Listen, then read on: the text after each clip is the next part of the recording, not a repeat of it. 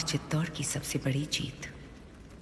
आज इतने सदियों बाद भी रानी पद्मावती के जौहर की गूंज भारत के हर कोने में सुनाई देती है और रानी पद्मावती को आज भी लोग उस देवी की तरह पूजते हैं। क्या आपने कभी सोचा है कि जापान जैसा छोटा सा देश कैसे दुनिया में डिसिप्लिन, मेहनत और प्रगति का प्रतीक बन गया? जापानी लोग अपनी जिंदगी को कुछ खास नियमों से जीते हैं, जिन्हें कहते हैं 8 Japanese rules for a disciplined life. ये रूल्स न सिर्फ आपको सक्सेसफुल बनाएंगे, बल्कि आपकी लाइफ में खुशी, शांति और प्रोडक्टिविटी भी लाएंगे। तो दोस्तों, स्वागत है आपका आपके अपने चैनल बुक्स रियर पर, जहां हम लाते हैं आपके लिए बेस्ट बुक समरीज जो बदल सकती है आपकी जिंदगी। चलिए शुरू करते हैं इस अद्भुत सफर को। चैप्टर 1, इकिगाई, अपना जीवन उद्देश्य खोजो। दोस्तों, क्या आपने कभी सोचा है कि सुबह उठने के बाद आपका असली मकसद क्या है? आप क्यों जी रहे हैं? यही सवाल हमें ले जाता है जापानी कॉन्सेप्ट इकिगाई तक। इकिगाई 2 शब्दों से मिलकर बना है, इकी जीवन और गई मूल्य। इसका मतलब है जीवन जीने की वजह। जापान के ओकिनावा क्षेत्र के लोग दुनिया में सबसे लंबे समय तक जीते हैं और उनकी सेहत भी शानदार रहती है। जब रिसर्चर्स ने उनसे पूछा कि इसका राज क्या है, तो उनका जवाब था इकिगाई। उनका मानना है कि अगर इंसान को अपने जीने की वजह पता हो, तो वो हर दिन खुशी और संतुलन के साथ जी सकता है। इकिगाई 4 तत्वों के संगम से बनता है। वॉट यू लव, जो आप करना पसंद करते हैं। What you are good at, जिसमें आप अच्छे हो। वॉट द वर्ल्ड नीड्स, दुनिया को जिसकी जरूरत है। What you can be paid for, जिससे आपको आय हो सकती है। जब ये चारों चीजें आपस में मिलती है, तो वहीं से निकलता है आपका असली इकिगाई। उदाहरण के लिए, अगर आपको लिखना पसंद है, उसमें आप अच्छे भी हैं, लोग उससे प्रेरित होते हैं और आपको इसके लिए आय भी हो सकती है, तो वही आपका इकिगाई है। इकिगाई सिर्फ करियर तक सीमित नहीं है, ये आपके रिश्तों, हॉबीज और लाइफस्टाइल से भी जुड़ा होता है। जब इंसान को ये क्लियर हो जाता है कि उसका असली मकसद क्या है, तो वो मुश्किल हालात में भी टूटता नहीं है। जापानी लोग मानते हैं कि इकिगाई खुशी प्लस उद्देश्य प्लस संतुलन। यही वजह है कि वे अपनी उम्र के आखिरी पड़ाव तक भी एक्टिव और खुश रहते हैं। तो दोस्तों, पहला जापानी रूल हमें यही सिखाता है, जीवन को बिना उद्देश्य के मत जियो। अपना इकिगाई खोजो और उसी के अनुसार अपनी लाइफ को डिजाइन करो। चैप्टर 2, कैज़ेन, छोटे सुधार बड़े नतीजे। दोस्तों, अगर मैं आपसे पूछूं सक्सेस का सबसे बड़ा सीक्रेट क्या है, तो आप क्या कहेंगे? मेहनत, किस्मत या टैलेंट? जापानी दर्शन में इसका जवाब है कैज़ेन। कैज़ेन का मतलब होता है कंटिन्यूअस इंप्रूवमेंट, यानी लगातार सुधार करना। ये एक जापानी मैनेजमेंट प्रैक्टिस है, लेकिन अब ये पूरी दुनिया में लाइफ चेंजिंग प्रिंसिपल के रूप में अपनाई जा रही है। इसका मूल विचार बहुत सिंपल है। अगर आप हर दिन सिर्फ 1% बेहतर हो जाते हैं, तो साल के अंत तक आपकी ग्रोथ लगभग 37 गुना ज्यादा हो जाएगी। सोचिए, अगर आप रोज थोड़ा थोड़ा पढ़ाई में सुधार करें, नई स्किल सीखें या अपनी हेल्थ के लिए छोटे छोटे स्टेप्स लें, तो कुछ महीनों बाद आप बिल्कुल अलग इंसान होंगे। जापानी कंपनियों ने इसी प्रिंसिपल का इस्तेमाल करके दुनिया भर में अपनी क्वालिटी और प्रोडक्टिविटी को टॉप लेवल पर पहुंचाया, और यही कैज़ेन को इतना खास बनाता है। अब सवाल है, हम अपनी जिंदगी में कैज़ेन कैसे लाएं? छोटे लक्ष्य तय करें। बड़े बड़े गोल्स सोचकर घबराने के बजाय छोटे छोटे स्टेप्स में काम करें। डेली रूटीन में बदलाव करें, जैसे रोज 10 मिनट पढ़ना, थोड़ा वॉक करना या एक नया शब्द सीखना। माइक्रो प्रोग्रेस ट्रैक करें, छोटे सुधारों को नोट करें और अपनी ग्रोथ पर गर्व महसूस करें। Focus on process, not perfection. Kaizen सिखाता है कि परफेक्शन से ज्यादा जरूरी है प्रोग्रेस। उदाहरण के लिए, अगर कोई स्टूडेंट रोज सिर्फ 5 सवाल प्रैक्टिस करता है, तो 1 साल में वो हजारों सवाल हल कर लेगा। यही छोटा सा सुधार बड़ी उपलब्धि बन जाता है। कैज़ेन हमें यह भी सिखाता है कि बदलाव अचानक नहीं आता, बल्कि रोज की छोटी मेहनत से आता है, और यही छोटे स्टेप्स मिलकर हमें बड़ी सफलता तक पहुंचाते हैं। तो दोस्तों, दूसरा जापानी रूल हमें यही सिखाता है, हर दिन थोड़ा थोड़ा आगे बढ़ो। छोटे सुधार ही बड़े नतीजे लाते हैं। चैप्टर 3, वाबिस बी, अपूर्णता को अपनाओ। दोस्तों, जरा सोचिए, क्या सचमुच परफेक्शन ही खुशी की चाबी है? जापानी फिलोसोफर वाबिस बी कहता है, खूबसूरती अपूर्णता में छुपी होती है। वाबिस बी 2 शब्दों से बना है, वाबी सादगी, नम्रता, धरती से जुड़ाव, और सभी समय के साथ आने वाली खूबसूरती।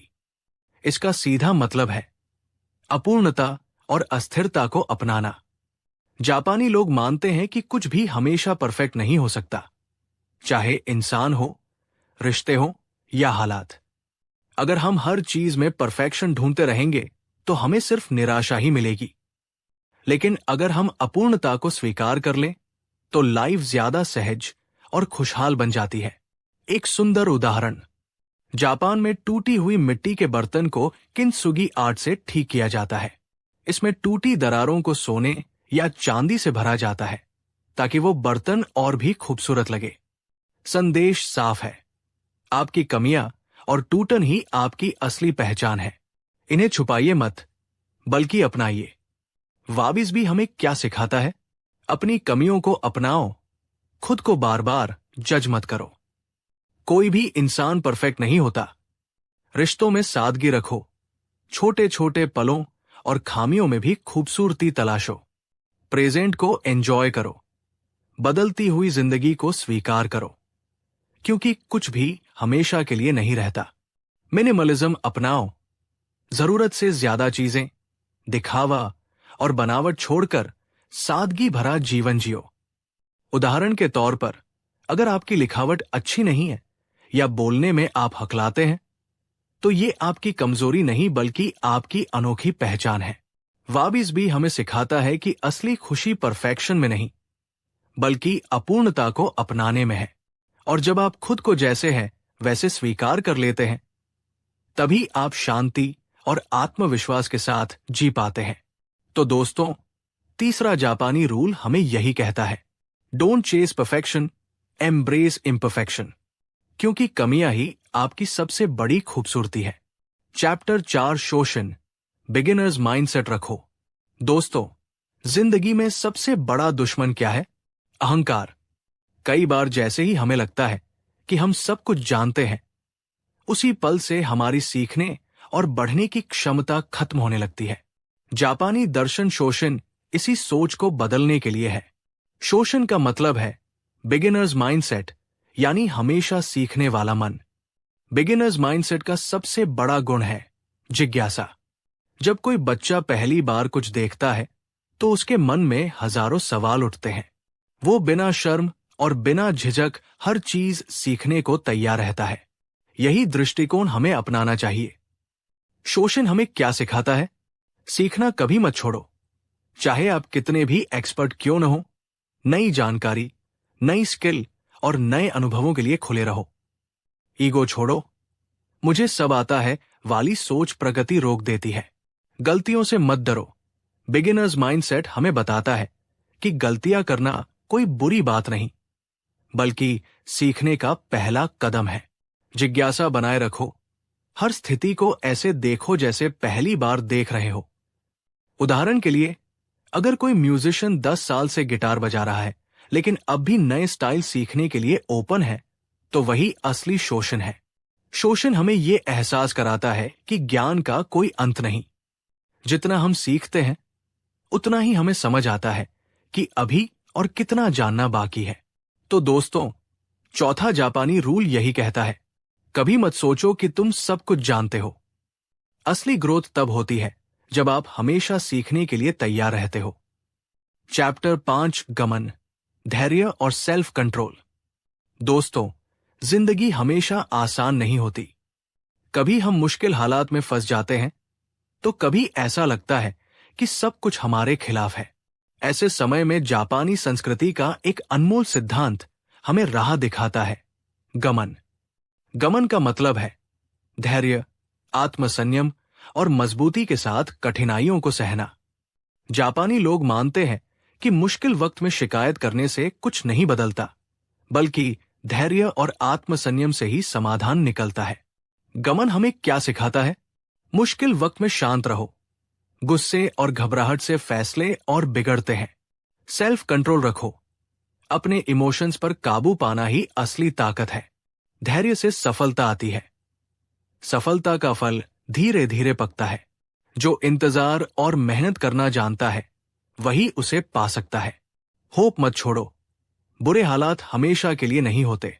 उदाहरण के लिए, जब जापान में प्राकृतिक आपदाएं आती हैं तो लोग घबराने या तोड़फोड़ करने के बजाय धैर्य और अनुशासन से मिलकर उनका सामना करते हैं।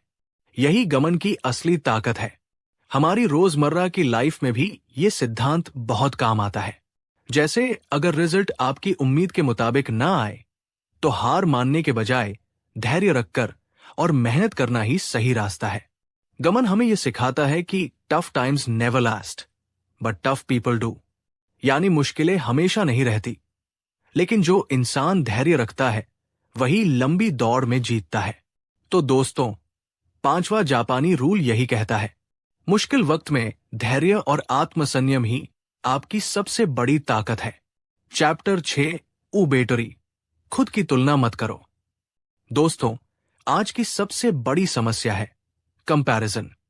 हम सोशल मीडिया पर दूसरों की जिंदगी देखते हैं और तुरंत अपने आप से तुलना करने लगते हैं। यही वजह है कि हम खुश नहीं रह पाते। जापानी दर्शन उबेटोरी हमें इस जाल से बाहर निकालता है। उबेटोरी का मतलब है हर फूल अपने समय पर खिलता है। ये शब्द 4 जापानी पेड़ों चेरी, आलू बुखारा, आड़ू और खुबानी से आया है। हर पेड़ अपने समय और तरीके से खिलता है और कोई भी दूसरे जैसा नहीं होता। संदेश साफ है, हर इंसान की ग्रोथ की टाइमलाइन अलग होती है। उबेटोरी हमें क्या सिखाता है? कंपैरिजन छोड़ो। हर किसी की लाइफ के हालात, मौके और स्ट्रेंथ अलग होती है। अपनी जर्नी पर फोकस करो। दूसरों से बेहतर बनने के बजाय कल से बेहतर बनने की कोशिश करो। अपनी यूनिकनेस अपनाओ। जो चीज आपको दूसरों से अलग बनाती है वही आपकी सबसे बड़ी ताकत है। सफलता का अपना टाइम होता है। हर बीज एक ही मौसम में नहीं खिलता। ठीक वैसे ही हर इंसान का सही वक्त अलग होता है। उदाहरण के लिए, कुछ लोग 25 की उम्र में सफल हो जाते हैं तो कुछ 50 की उम्र में। दोनों ही सही है क्योंकि उनकी परिस्थितियां और रास्ते अलग थे। उबेटोरी हमें सिखाता है कि कंपैरिजन से केवल दुख मिलता है, लेकिन सेल्फ ग्रोथ से असली खुशी। तो दोस्तों, 6ठा जापानी रूल यही कहता है, दूसरों से मत तुलना करो। अपनी लाइफ के फूल को अपने समय पर खिलने दो। चैप्टर 7 मोटेनाई, रिसोर्सेज का सम्मान करो। दोस्तों, क्या आपने कभी सोचा है कि हमारी सबसे बड़ी बर्बादी क्या है? खाना, समय, पैसा और अवसर। ये चारों चीजें अगर सही तरह से इस्तेमाल न हो तो ये हमें धीरे धीरे पीछे ले जाती है। जापानी संस्कृति में एक गहरा शब्द है, मोटेनाई। इसका मतलब है बर्बादी मत करो और हर चीज की कद्र करो। मोटेनाई हमें क्या सिखाता है? खाने की बर्बादी मत करो। जापान में लोग उतना ही खाना प्लेट में लेते हैं जितना वो खा सकते हैं, क्योंकि वो मानते हैं कि हर अनाज की दाना मेहनत से आया है। समय का सम्मान करो। समय सबसे बड़ा रिसोर्स है। एक बार निकल गया तो कभी वापस नहीं आता। पैसे का सही उपयोग करो। फिजूल खर्ची की जगह पैसे को सेव और निवेश करना सीखो। टैलेंट और अपॉर्चुनिटीज का सही इस्तेमाल करो। अगर आपके पास कोई हुनर है और आप उसका उपयोग नहीं करते तो वो भी बर्बादी है। उदाहरण के लिए, अगर आपके पास दिन का 2 घंटा खाली है और आप उसे सोशल मीडिया पर स्क्रॉल करके गवा देते हैं तो ये भी मोटेनाई है। इसके बजाय उस समय को पढ़ाई, नई स्किल या हेल्थ पर लगाओ ताकि वो आपके भविष्य को मजबूत बना सके। मोटेनाई हमें ये एहसास कराता है कि हर रिसोर्स लिमिटेड है, चाहे वो नेचर हो या हमारा अपना समय। जितना हम इसकी कद्र करेंगे उतनी ही जिंदगी में सफलता और संतुलन पाएंगे। तो दोस्तों, 7वां जापानी रूल यही कहता है, कभी भी रिसोर्सेज की बर्बादी मत करो। हर चीज का सम्मान करो, क्योंकि यही असली ग्रैटिट्यूड है। चैप्टर 8 गंबरू, नेवर गिव अप स्पिरिट। दोस्तों, जिंदगी में सफलता की सबसे बड़ी कुंजी क्या है? टैलेंट, किस्मत या मौके? नहीं, असली कुंजी है कभी हार न मानना। जापानी संस्कृति में इसे कहते हैं गंबरू। गंबरू का मतलब है पूरी मेहनत और समर्पण के साथ काम करना, चाहे परिस्थितियां कितनी भी कठिन क्यों न हो। यह केवल हार्ड वर्क नहीं है, बल्कि नेवर गिव अप स्पिरिट है। गंबरू हमें क्या सिखाता है? चुनौतियों से मत डरो। मुश्किलें इंसान को मजबूत बनाने के लिए आती है। कंसिस्टेंट रहो। सफलता अचानक नहीं आती, ये लगातार प्रयास का नतीजा होती है। रेजिलियंस विकसित करो। जब हालात बार बार आपको गिराएं, तो हर बार और मजबूती से उठो। लक्ष्य पर फोकस रखो। डिस्ट्रैक्शन से बचकर पूरी ऊर्जा अपने मकसद में लगाओ। उदाहरण के लिए, जापान ने द्वितीय विश्व युद्ध के बाद तबाही देखी थी, लेकिन गंबरू की भावना से उन्होंने हार नहीं मानी और कुछ ही दशकों में दुनिया की सबसे ताकतवर अर्थव्यवस्थाओं में अपनी जगह बना ली। हमारी पर्सनल लाइफ में भी यही जरूरी है। चाहे परीक्षा में असफलता हो, बिजनेस में नुकसान हो या रिश्तों में मुश्किलें, अगर आप हार मान जाते हैं तो सफर वही खत्म हो जाता है। लेकिन अगर आप गंबरू की सोच रखते हैं, तो हर गिरावट आपके लिए नई उड़ान का मौका बन सकती है। तो दोस्तों, 8वां जापानी रूल हमें यही कहता है, कभी हार मत मानो। पूरी ताकत, धैर्य और लगन से अपने लक्ष्य की तरफ बढ़ते रहो। तो दोस्तों, इन नियमों को अपनाइए और अपनी जिंदगी को जापानी अंदाज में डिसिप्लिन्ड और सक्सेसफुल बनाइए।